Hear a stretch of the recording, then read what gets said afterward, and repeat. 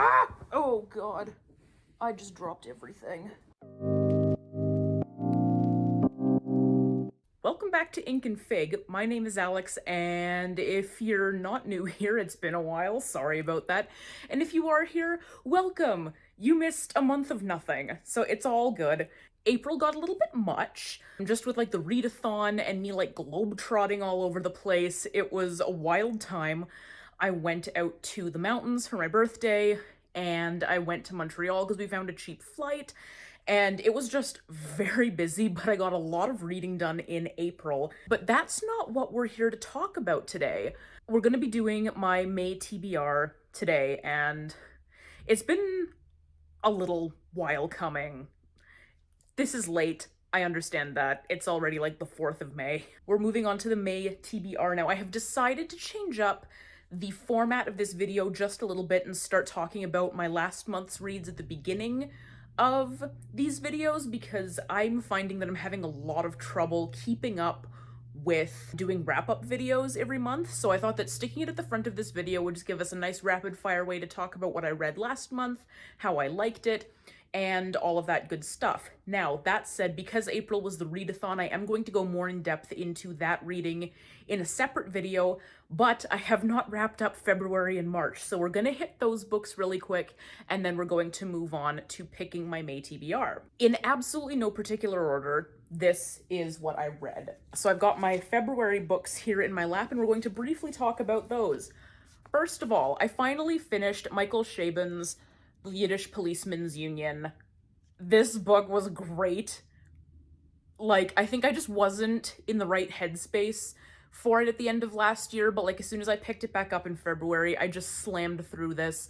It's so funny, so well put together, and I'm actually kind of sad that this isn't a mystery series. You know, like I would have loved to read more from this because I thought this was absolutely stellar and I would love a whole world of what's going on in this book.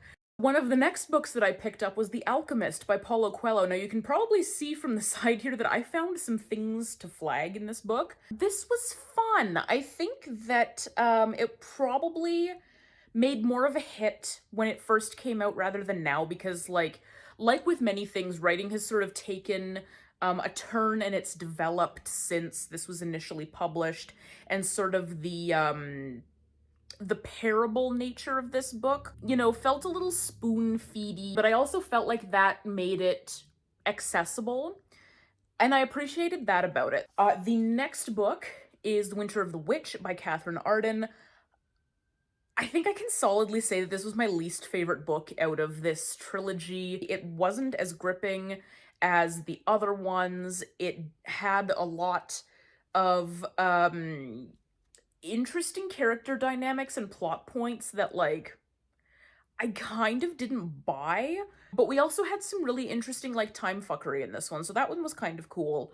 But yeah, I'm just happy to be done this trilogy finally. I can finally put it to rest. I will probably reread it at some point, but not in the near future. I'm gonna take a bit of a break. And the last book that I read in February slaps just as hard as everybody tells you it does, and that is Tomorrow and Tomorrow and Tomorrow by Gabrielle Zevin. This book was not what I was expecting. I was sort of expecting something that was very, like, colorful and bright and very engaging, and it was engaging, but from a very raw, realistic standpoint. Like, this is probably one of the realest books I have ever read in my life, and, like, technically speaking, I can find nothing wrong with this. This was an absolute 5-star, and I would love to read this again, and possibly in the near future. Like, this just absolutely stuck with me. It was so good.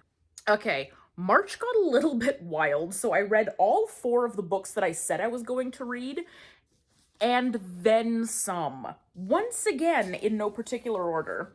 I'm going to start by talking about White Horse by Erica T. Worth. I thought that the story was really good, and I liked the idea of the plot, but ultimately I didn't think that this was terribly well written, and it really could have been composed and put together a little bit better. That said, again, though, I loved the main thrust of the book, and I thought that the whole setup was quite gripping, so I did actually get through this and enjoy it while I was going. Another one that I read was Girl, Woman, Other by Bernardine Evaristo. This book was incredible. I'm so glad I finally got to read it all the way through. I think I got through this in like 4 days, and like it's big. Like for me, 4 days for a book this size is unbelievable. But the stories were just so moving and engaging, and I loved every single character in here for their realness and just the way that the story was told and the voices that were used were absolutely incredible. So, highly recommend this if you've been thinking about it. The next one that I have in my hands is Six Suspects by Vika Swarup. This book was incredible. There was so much going on in here, and there were a lot of like wild plot points that were just very like bordering on hyperbolic kind of things. Like one of the characters was possessed by Gandhi, another one was writing a diary, another one was this like idiot white kid from America who like got duped at every turn and ended up having like the wildest story. And this book, I had never heard of it before, but frankly it was great. So if you ever get your hands on this or get a chance to try it and you're looking for like a mystery but that's also just an absolute roller coaster, give Six Suspects a shot. You won't regret it. So the next three books that I read were actually all audiobooks, so I'm going to talk about those now. The first one was There by Tommy Orange. This book broke my heart. It was so sad and so immaculately put together. Like, every single person in here had such a well-developed story in a very short space of like page real estate. Just stunning, and like the ending killed me, but it was such a well-constructed story, so like definitely give this one a shot. The next one, which was kind of a surprise to me, I ended up reading Malibu Rising by Taylor Jenkins Reid. I just randomly threw this on so that I could do some knitting one day, and I ended up blasting through the whole book in one day. This, I think, was a really good entry point for Taylor Jenkins Reid, for me personally anyway, because the layers of the story came together really well, and we had, again, some sort of time jumps, which is really engaging for me personally, and just, like, the twists of these characters I found very engaging. So if you're looking to get started on Taylor Jenkins Reid, or if you are a fan and haven't read this yet, definitely recommend this one. And then the last one was another one that I just randomly picked up and decided to go with, and that was The Guest List by Lucy Foley. I wasn't sure what to expect from this, and I kind of like wasn't into it until maybe 2/3 of the way through. I was just kind of like slogging along. But the ending was actually super legit. I really liked it. It was very, very clever, and it was really dark, and I love dark things, so give this a shot if you're looking for a really good dark mystery.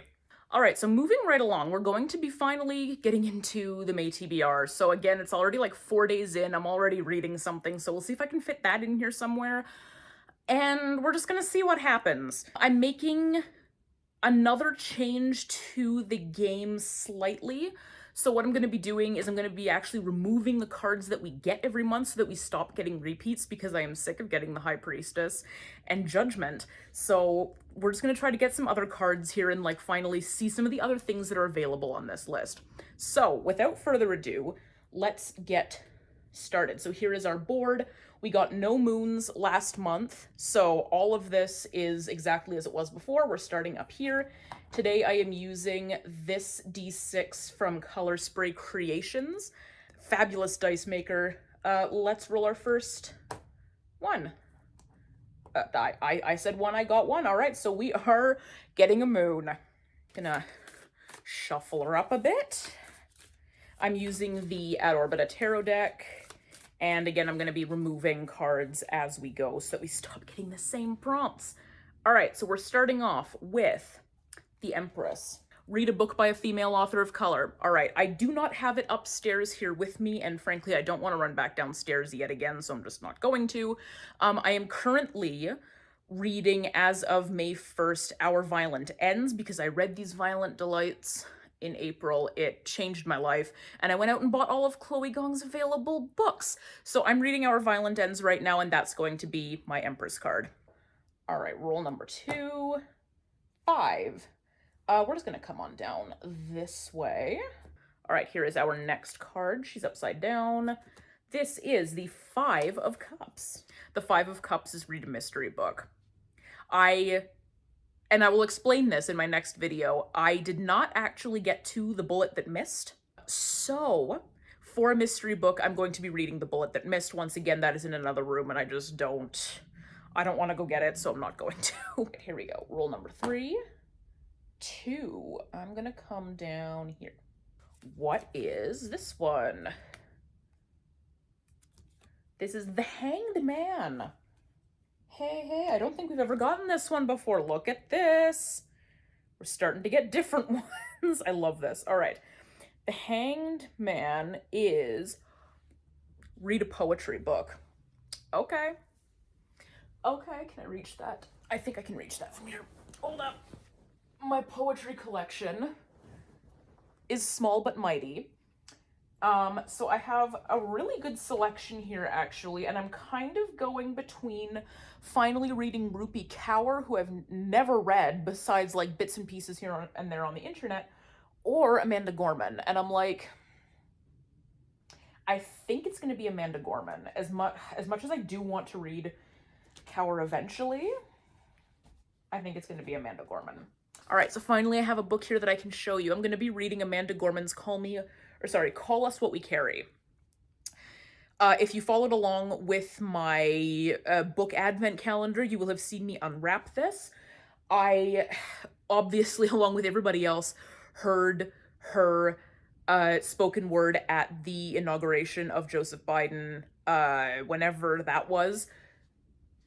And now I get to read more of her work, and I'm actually really excited about it, because that performance was so moving that I'm like, anything that she does is going to be gold. I'm really excited to read this. All right, are we going to get a second moon? That's a 4. So that's going to be a no. I'm going to move us up here, and that's where we'll stop. So we're just going for this moon this month. Let's pick out our last book here. We'll go with this one off the top, also upside down.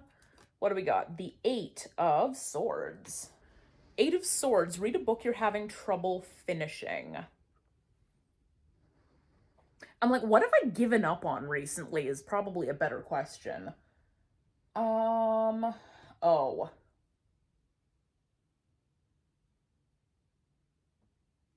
I could read that. All right, so a book that I'm having some trouble finishing is Black Leopard, Red Wolf.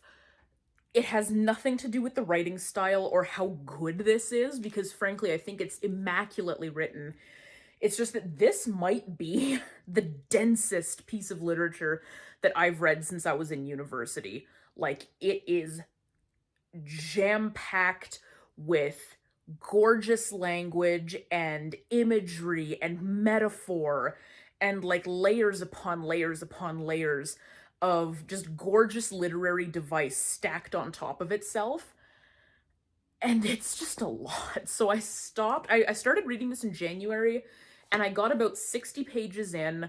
I had to like sort of split it up for myself so that I would have more of a chance of getting through it.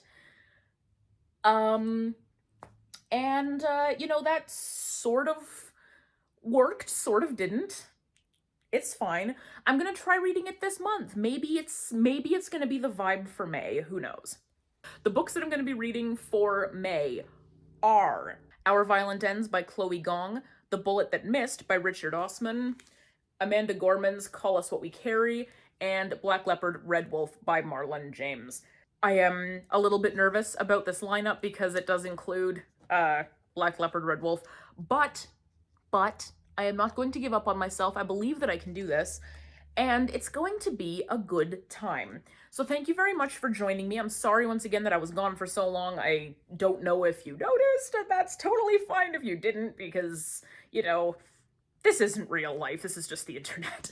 So, but anyway, thank you so much for hanging around, and I'm looking forward to hopefully getting on a slightly more consistent schedule. I'm gonna stop trying to like overclock myself all the time and just like vibe with it. Please give this video a like if you liked it so that other people can come and find us here. And leave me a comment and tell me how your reading went in April and what you're planning on reading in May. And I will see you in the next one. Bye.